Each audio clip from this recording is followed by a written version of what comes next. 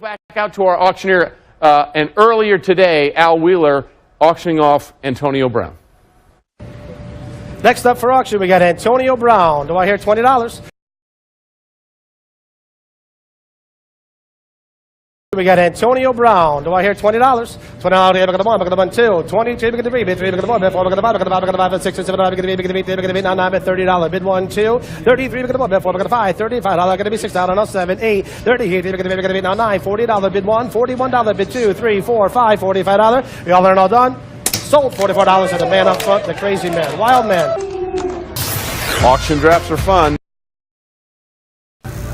Next on the auction block, we got Odell Beckham Jr. Do I have $15? And then we're going to 15, 16, 17, we're going to $18, now 19, going to be 20, 21, we're going to 2, 3, $24, bid 5, 6, 7, 27, 28, we're going to bid 9, 9, going to be $30, bid 1, 31, we're going to buy $31, 1, we're going to buy $30, bid 1, 2, 2, 3, 34, 34, y'all learn all done? 34 to shiny top, $34.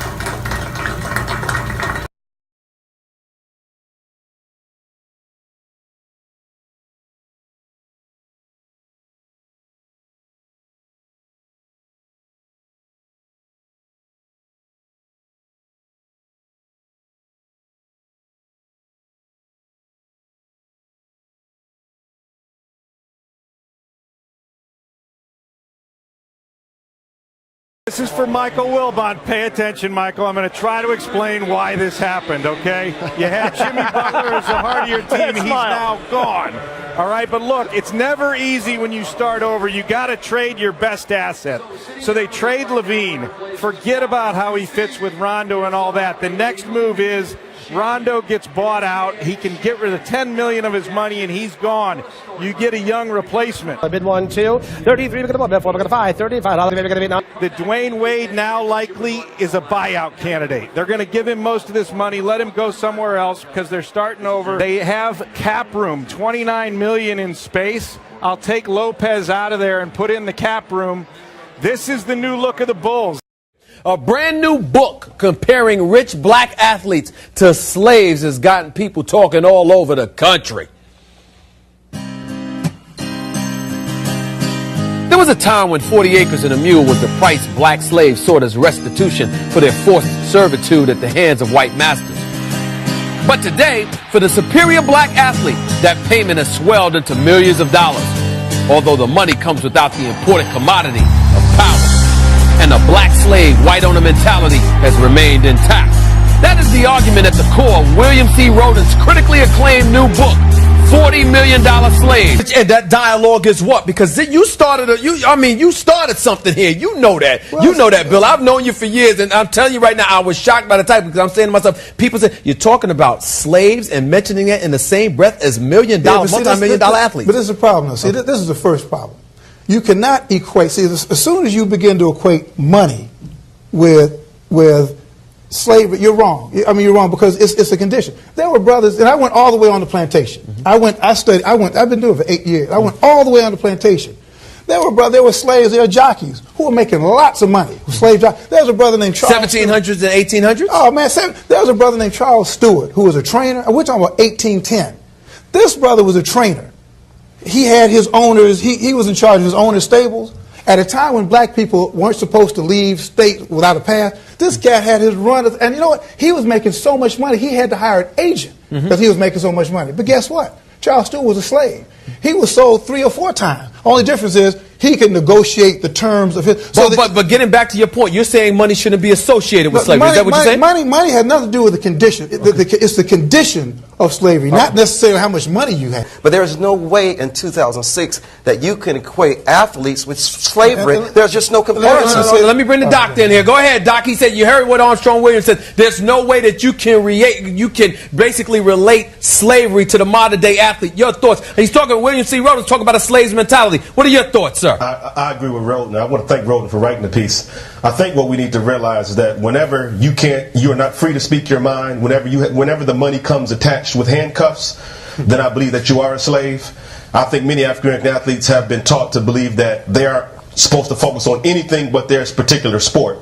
And I believe that if brothers start to become conscious, start to become political, start to become racially conscious, then I think the money will be cut off. Hold on, Doc. I agree with Rose. But hold on, Doc. How about white America out there? And I'll bring you in a second, Joe. But how about white America who's sitting out there looking at it and saying to themselves, "What are you talking about handcuffs? What kind of handcuffs are you talking about? We're paying these guys multi-million dollars. They've got a lot of freedom that a lot of us don't enjoy because they're not making that money." I want you to elaborate on that, Doc. What are you talking about handcuffs? I don't think they have any freedom whatsoever. A lot of them have white handlers. A lot of them have white agents, white financial planners.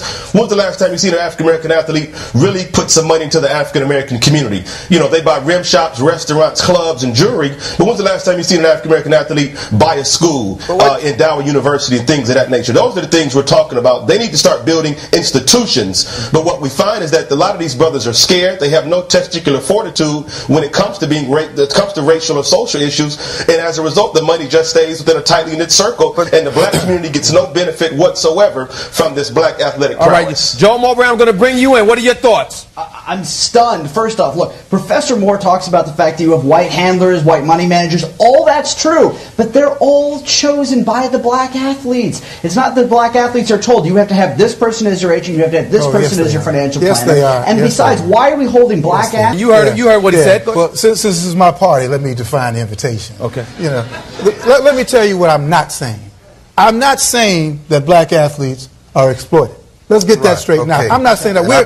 We're beyond that. Yes. What I'm saying, in fact, on the contrary, is that we've got so much potential power now, right? We got so much potential power.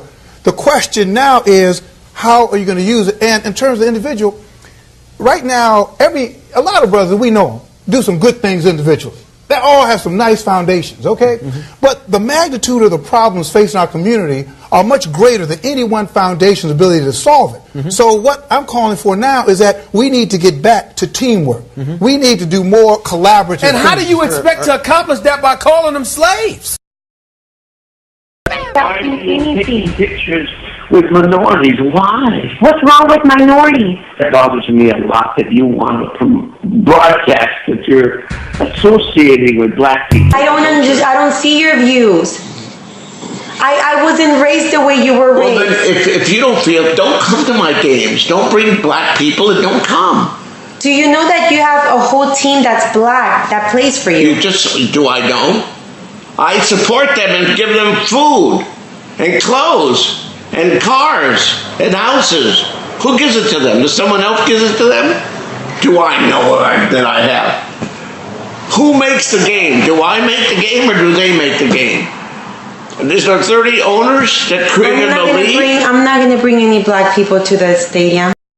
Atlanta Hawks owner Bruce Levinson has apologized for making what some consider offensive comments about race in an email sent 2 years ago, being seen by fans for the first time now. "I want some white cheerleaders. I want the music to be music familiar to a 40-year-old white guy. He even complained the kiss cam is too black." It was sent in a message to team management about how to sell more season tickets. Levinson says he voluntarily reported the email to the NBA this summer, announcing now he will step down, selling his ownership in the team just 4 months after publicly criticizing then Clippers owner Donald Sterling for his racist rant. I think I speak for all of my partners when I say we were all deeply offended. We all quickly spoke out against these words that we heard on that tape. We got Antonio Brown. Do I hear $20? $20 too. Do I know? I support them and give them food and clothes and cars and houses. Who gives it to them? Does someone else give it to them? Do I know that I have? Who makes the game? Do I make the game or do they make the game? Is there 30 owners that created the league? I'm not going to bring any black people to the stadium.